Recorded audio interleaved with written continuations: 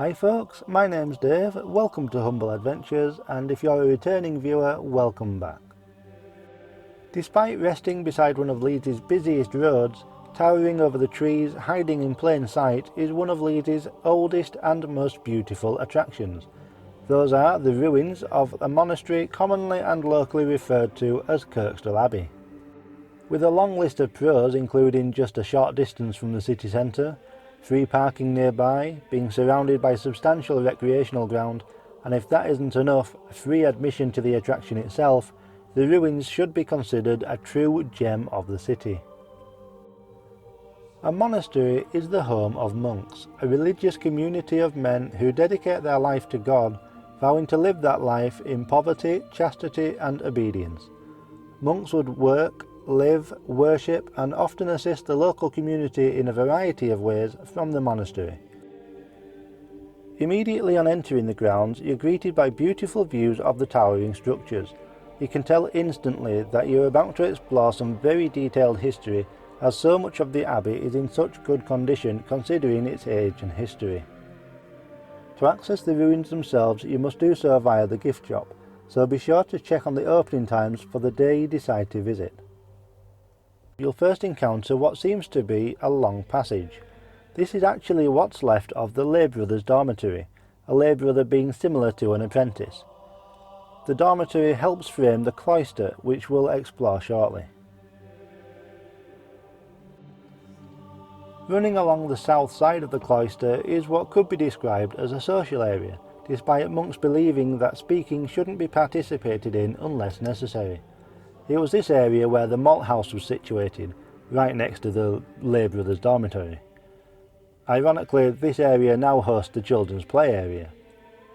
Next to the malt house is the refectory, or the dining room, and next to that the warming house. The fire would sit on the platform surrounded by monks seeking warmth after many hours of worship, study and work. The cloister itself is a beautiful area within the ruins. A cloister is exactly what you see here, an open area but surrounded by the protection of the main buildings. It was often only used by the monks and acted as a segregation between them and the lay brothers and other workers. Think of it as a staff room at a school. Monks would spend most of their time here whilst not attending services in the church. As you can see, the buildings are beautiful today in the ruined states they're in. Just imagine how beautiful the views must have been back when the monastery was in its prime. To the left is the inner wall of the lay brothers' dormitory we saw a short while ago. Here, which is the north wing, is the nave, the central part of the church which we'll visit in a moment. Next to the nave is the tower, the presbytery and the transepts. The presbytery is where the altar is and where the choir would be situated, and the transepts are the large spaces separating the church from the choir. To the east side of the cloister is the chapter house, which again we'll explore in a few moments. As we move into the nave, we're greeted with yet more amazing sights. This is the other side of the northern portion of the cloister we were looking at a moment ago, the church. The monks would come here to worship. The church, as you can see, is a grand space. It's easy to imagine all the monks in here in the middle of winter awaiting that last verse before all rushing over to the warming house. Of course, we're here today whilst the sun's shining, the roof is missing and the temperature is pleasant. Back when this church was in use, the roof would have been on. Very little natural light would have penetrated the building despite the many openings. In the winter it would have been not only cold, but dark, gloomy and damp.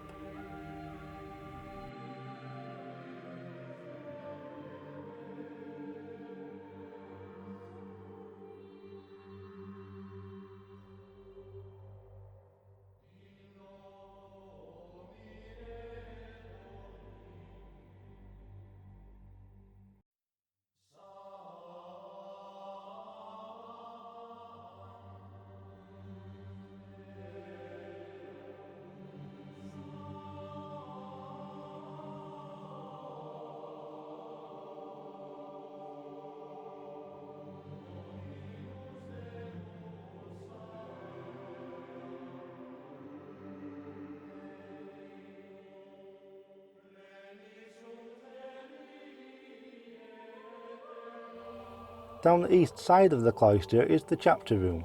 Here, large groups would meet every morning for readings from the monastic rule, and to receive punishment for any sins they'd committed. It was the most important room in the monastery, apart from, of course, the church. At one point, this wing of the monastery was rebuilt by the monks. In the rebuild, coffins were placed within the walls, presumably to help strengthen the structure. It isn't known whether there were bodies in those coffins or not. Today, in this room, a scale model of how the monastery looked on completion is on display. I'll show footage of this at the end of the video. As we move through the passage between the chapter room and the novices' quarters, which again we'll chat about shortly, we enter an area which unfortunately experienced a much larger degree of ruin. Those are the garden rooms. Despite the extensive ruins, you're most likely to notice the familiar towering remains of the main church dominating the scenery. However, the garden does host the ruins of many other buildings, the vast majority of which are unfortunately unknown in their origins. However, it is thought that the quarters for visiting abbots were situated here, as well as an infirmary and additional novices' quarters. This is thought to be the abbot's quarters.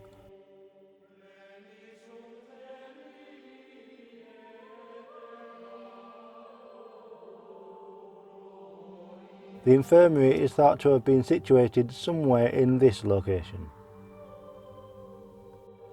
Here we are in what's left of the novices' quarters. Newcomers to the monastery would rest here whilst they study. On the other side of this wall is the warming room, in reassuringly close proximity. Around the perimeter of the abbey, which is accessible at any time, are many more beautiful views of the monastery, as well as the river which runs alongside the park. As you can imagine, the ruins are a popular project for artists, considering its complexity, history and beauty. The reason for the monastery's ruin is due to Henry VIII's dissolution of the monasteries. Late in the year of 1539, in the middle of a period where Henry VIII was disbanding monasteries, priories and friaries, Kirkstall's monastery fell victim. Assets were sold, monks and abbots were paid off, and even the stonework was removed and repurposed elsewhere. Now in the care of Leeds City Council, the ruins are registered as a Grade 1 listed building, with the former gatehouse situated over the main road listed as a Grade 2 listed building and acting as the Abbey House Museum, a completely separate Leeds attraction which we'll explore in a separate video, so I do hope you'll decide to join me for that. Now, as promised, I'll leave you with the scale model of the monastery in its untouched state. I'm sure you'll agree with me on its beauty. I only wish it was still intact to marvel at in its entirety today. Thanks for watching, folks. I hope you've enjoyed this video. If you did, please click the thumbs up button and let me know in the comments below which bit did you enjoy the most. I think personally it has to be the view from the cloister of the church and tower, but I'd love to hear your thoughts. If you're interested in receiving notifications of future uploads, please do remember to click the subscribe button and adjust the bell notification settings accordingly. Don't forget you can also follow me through Instagram at _humble_adventures or on Twitter at humbleadventures. That's humble with no E, adventures, and that's all one word. Thanks again for watching, folks. See you soon.